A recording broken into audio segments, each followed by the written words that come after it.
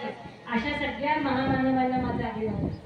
आजच्या आष्टूर गावातल्या इथल्या बुद्धमूर्ती स्थापनेचं 16वं वर्ष आहे आणि त्याच्या कार्यक्रमासाठी मला आवर्जून बोलावलं त्याच्याबद्दल रमेश दादांचे मी मनपूर्वक आभार मानते. वर्षाचा कार्यक्रम, ग्रंथपठणाचा कार्यक्रम आणि 2 दिवस चालणारा उत्सव याच्याबद्दल मी अकोल्यातल्या सगळ्यांकडनं खूप ऐकलेलं होतं.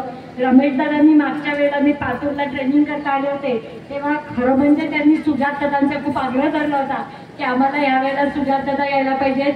सुजातनी कबूल पण केलं होतं पण तो न आल्यामुळे मी आली आहे. त्यामुळे तुम्हाला थोडीशी दुधाची तहान ताकावर भागवावी लागते पण आता त्याला काही इलाज नाही. पण पुढच्या तुमच्या कार्यक्रमाला सुजात दादा असतील याची मी तुम्हाला नक्की खात्री देते.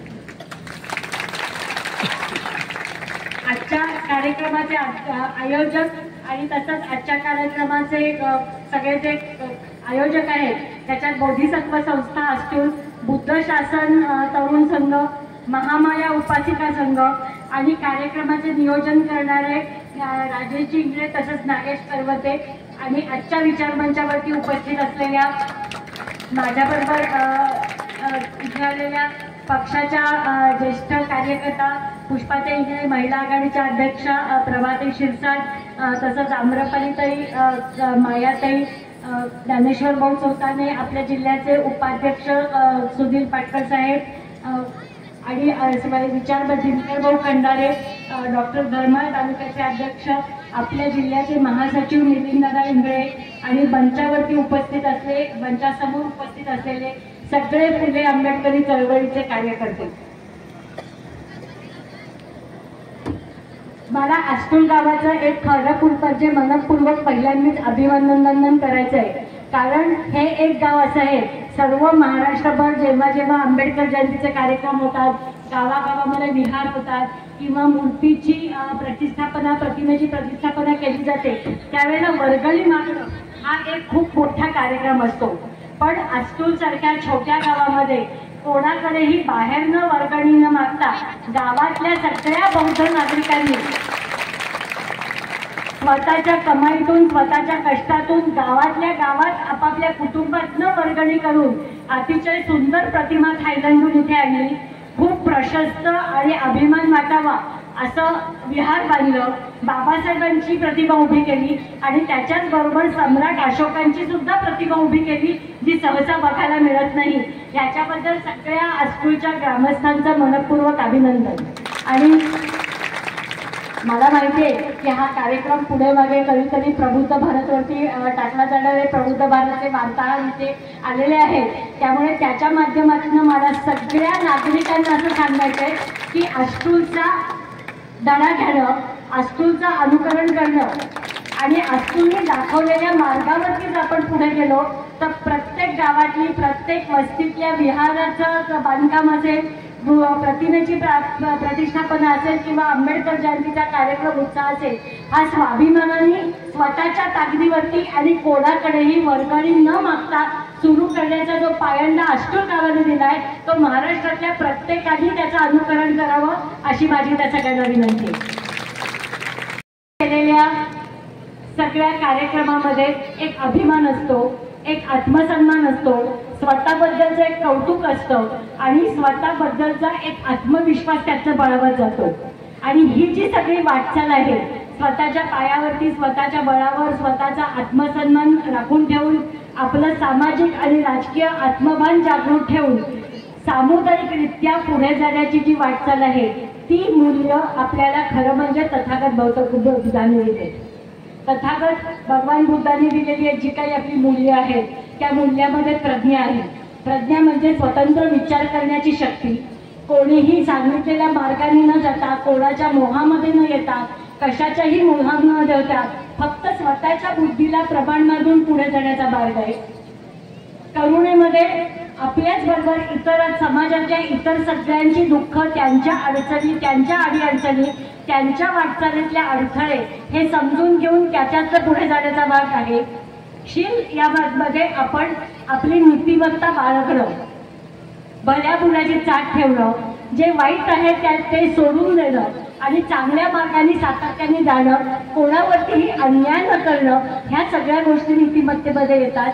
आणि ह्या गोष्टींची जी शिकवण आपल्याला तथागतांनी दिली, तीच शिकवण आपल्याला आपण असं दिसतो की 16व्या शतकामध्ये सगळ्या वारकरी संप्रदायातल्या संतांनी दिलेली आहे.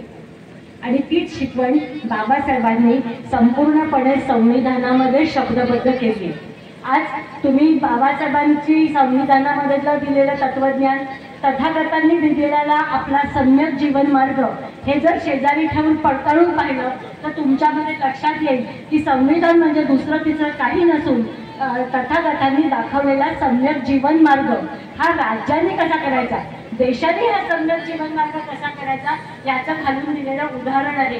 आणि हे लोकांच्या पर्यंत पोहोचवण्याची गरज आहे. तुम्ही असं म्हणाल की तथागतांपासून डॉक्टर बाबासाहेबांच्या संविधानपर्यंत येताना मध्येच त्यांनी वारकरी संप्रदाय कुठून काढला. वारकरी आज जे काही हिंदू सण आहेत, मग तो नवरात्रीचा उत्सव असेल, हरताळकेची पूजा असेल, गणपतीचा असेल, दुर्गाष्टमी असेल, अजून गोकुळाष्टमी असेल किंवा अजून काही सणवार असतील, त्या सणवारांचं व्यवस्थित वर्णन टीव्हीच्या प्रत्येक चॅनलमधनं चालू असतं. धान्य का पेरायचे, नवरात्रात काय करायचं, गणपतीला काय करायचं, हरताळकीची गोष्ट काय होती, हे आपल्या घरातले बुद्ध धर्माने दिलेले संस्कार आहेत का? नाही. पण टीव्हीतनं हे दिले जातात. आपण सिरियल लावतो आणि कळत न कळत हिंदू धर्म तुमच्या डोक्यामध्ये आणि हिंदू धर्माचे सणवार तुमच्या डोक्यामध्ये बिनवले जातात. बरं, ते पुन्हा सगळ्या हिंदू धर्माचे बनवले जातात का? हिंदू धर्म काय एका जातीचा धर्म आहे का? त्याच्यात अनेक जाती आहेत. जो उदो केला जातो तो फक्त उच्चवर्णीय जे सगळे सणवार करत असतात त्याचा उदो केला जातो, त्याची महती गाळली जाते. त्याच्यावर एक एक सिरियल, दोन दोन सिरियल त्याच्यावरती चालत असतात आणि आपण प्रेमाने बघत असतो. मी बोलते त्यात चुकीचं आहे असं वाटतंय का? नाही. मग आपण हे बघतो, हे हिंदू धर्माचं विष आपण आपल्या डोक्यामध्ये येऊ देतो आणि बातम्या नाही बघत. शाहीन बाग नावाचं एक आंदोलन झालं. 19 साली भारत सरकारने एक नवीन कायदा केला आणि त्या कायद्याचं नाव होतं राष्ट्रीय त्याचं मराठी भाषेत काय होतं, राष्ट्रीय नागरिकत्व कायदा. त्या राष्ट्रीय नागरिकत्व कायद्याचा भाग असा होता की ज्यांच्याकडे 1950च्या आधीची कागदपत्र नाही, आमचं कुटुंब इथे 1950 साली. आता तुम्ही सांगा, आपल्यापैकी किती जण आपल्या आई वडिलांचे 1950 साली ते इथे राहत होते याचे कागदपत्र देऊ शकतील? देऊ शकतो आपण.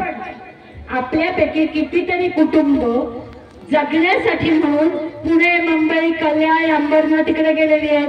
पुणे, मुंबई, कल्याण, अंबरनाथ, नवी मुंबई इकडच्या वस्त्या मराठवाड्यातनं आणि विदर्भातनं जगण्यासाठी गेलेल्या दलितांच्या मुळे उभ्या राहिल्या आहेत. त्यांच्याकडे कागदपत्र होतं, तिथे मुंबई स्थायिक झालेली त्यांची 3री 4थी पुढे असेल. भटक्या लोकांनी काय करायचं? जे दारोदारी भटके आहेत त्यांनी काय करायचं? या सगळ्या नागरिकांच्या अस्तित्वाचा प्रश्न निर्माण झाला होता. पण ह्याच्या विरुद्ध पहिला लढा पुकारला तो मुस्लिम महिलांनी पुकारला. आणि मुस्लिम महिलांनी असं सांगितलं की आम्ही या देशात जन्मलेलो आहोत, आम्ही भारतीय आहोत, आम्ही भारताचं संविधान मानतो आणि आम्ही कायम भारतीय राहणार आहोत. आणि हे करण्याकरता दिल्लीला शाहीन बाग नावाची एक जागा आहे, तिथे जवळजवळ 1-1.5 हजार महिला 2 महिने तिथे बसल्या होत्या. ठिय्या आंदोलन केलं होतं आणि त्या प्रत्येकीने हातामध्ये बाबासाहेबांचा फोटो आणि भारताचं संविधान.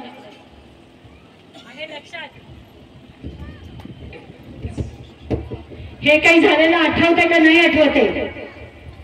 नाही आठवते.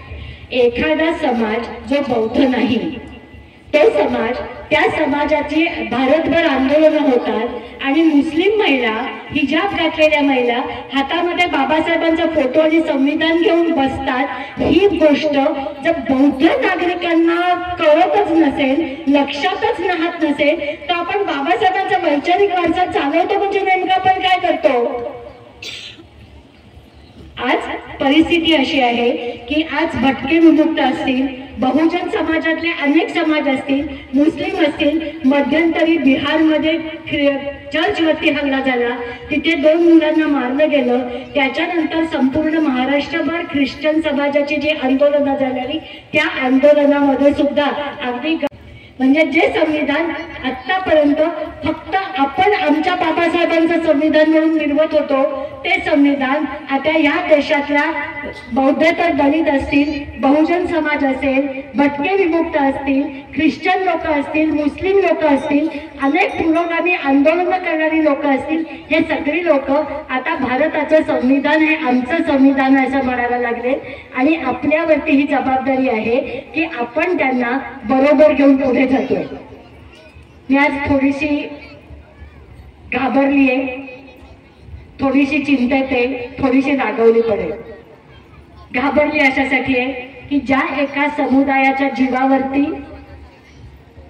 बाबासाहेबांनी संपूर्ण भारत धम्ममय करायचं स्वप्न पाहिलं, जो एक समाज इथे होणाऱ्या अत्याचाराविरुद्ध आणि RSSच्या विरुद्ध ठामपणाने उभं राहून शेवटपर्यंत लढेल असं ज्या समाजाबरोबर वाटत होतं, तो समाजच जर आत्ता देशात काय चाललंय हे समजून घेणार नसेल तर आपण समाजाला मार्ग कसा दाखवणार आहोत।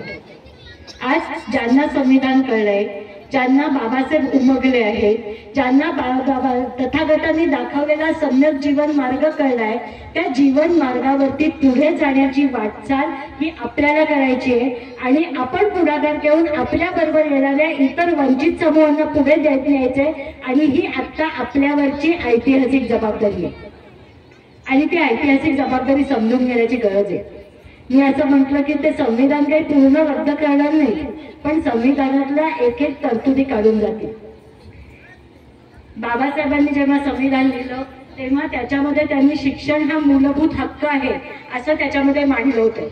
त्यावेळेला पार्लमेंटच्या डिबेटमध्ये बाबासाहेबांना खूप झगडावं लागलं, पण त्यावेळेला सगळ्यांनी त्या घटना समिती जी होती त्याच्यात सगळ्यांनी असं म्हटलं की प्रत्येक मुलाला शिक्षण देण्या इतके आता आपली आर्थिक ऐपत नाहीये, अजून ही जबाबदारी घ्यायला आपण तयार नाही आहोत, तर आता आपण तो मूलभूत हक्क नको करूया, आता आपण ते देशाच्या मार्गदर्शक तत्वांमध्ये घालून देऊया, पुढे मागे जाऊन कायदा करता येईल। बाळासाहेबांना तो 1950 साली करायचा होता की शिक्षण हा मूलभूत हक्क असला पाहिजे, तो शेवटी 1990 मध्ये शिक्षण हा मूलभूत हक्क झाला। एका बाजूला 1990 मध्ये मूलभूत हक्क झाला आणि 2014 नंतर जर तुम्ही कारण आपण जर वारकरी संप्रदायाचा सगळं काढून पाहिलं, तुकोबांनी आपल्याला काय सांगितलं, चोखा मेळांनी काय सांगितलं, संत नामदेवांनी आपल्याला काय मूल्य दिली, ही सगळे बहुजन परंपरेतले वेगवेगळे संत होऊन गेले। संत कबीर हे सुफी परंपरेतले संत होऊन गेले।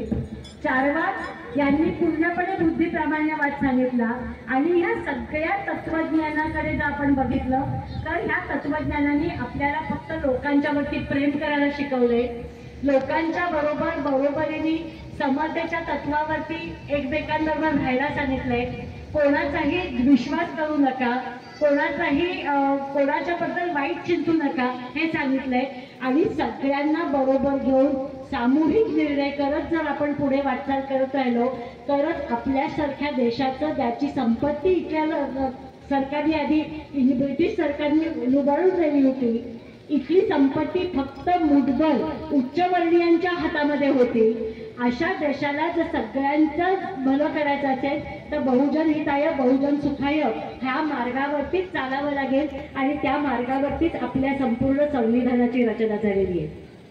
आज मी हे सगळं इथे बोलतेय कारण हे तर तुम्हाला सगळ्यांना माहिती आहे, पण हे बोलत असताना मला दुसऱ्या पण काही गोष्टी तुम्हाला सांगायच्या आहेत, कारण मला खात्री आहे की आज इथे फक्त बौद्ध राष्ट्राच्या पलीकडच्या सुद्धा अनेक गावातली लोक इथे आलेली असतील आणि त्यांच्यापर्यंत हा मुद्दा पोचावा असं मला वाटतं। एक काळ असा होता स्वातंत्र्यानंतरचा की संविधान आमच्या बाबांनी लिहिलंय, बरोबर, असं आपण घेऊन संविधानाला अभिमानाने निर्मत होतो। ते खरंच बाबासाहेबांनी लिहिलंय, पण बाबासाहेबांनी संविधान याचं इतकं गणित सगळ्यांच्या डोक्यामध्ये पक्क बसलं की संविधान हे फक्त आपल्यासाठी नाही आहे, संविधान हे काही फक्त बौद्धांच्यासाठी नाही आहे, तो काही फक्त दलितांच्या हक्कांचा वचननामा नाही आहे, तर संविधान हे या भारतातल्या प्रत्येक वंचित समूहाच्या माणसाला दिलेलं संरक्षण कवच आहे। या देशातल्या प्रत्येक वंचित माणसाला विकासाची दिलेली संधी आहे। या देशातल्या प्रत्येक माणसासाठी दिलेलं एक विकास करण्याचं, राजकारणात सहभागी होण्याचं, समाजकारण करण्याचं आणि इथल्या मनुस्मृतीने जी व्यवस्था आपल्यावरती लादलेली होती ती व्यवस्था पूर्णपणे झुगारून देऊन स्वतंत्र आयुष्य उभं करण्याची संधी या संविधानाने प्रत्येकाला दिली।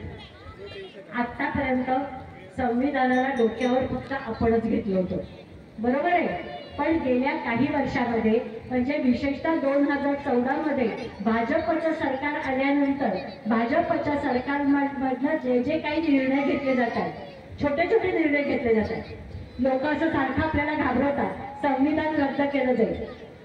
RSS शहाणी आहे, भाजपमध्ये खूप डोकं चालवणारी माणसं आहेत, ते संविधान नाही रद्द करणार, ते काय करतील, संविधान आहे तसं करतील, त्याच्यातनं वंचितांच्या हक्काची जी कलमं आहे, वंचितांच्या विकासाची जी कलमं आहे ती एक एक एक एक एक एक कलमं काढत जातील, सांगाडा शिल्लक राहील, पण त्यातला जो गाभा आहे, त्यातला जो जीव आहे, ज्याच्यामुळे आज आपण तगून आहोत, तो गाभा संपवला जाईल। आणि ह्याचं भान आता आपल्या व्यतिरिक्त अनेक बहुजन समाजातल्या संघटनांना, अनेक बहुजन समाजाच्या नेत्यांना, अनेक विविध जातीच्या धर्माच्या लोकांना यायला लागलेले आहे।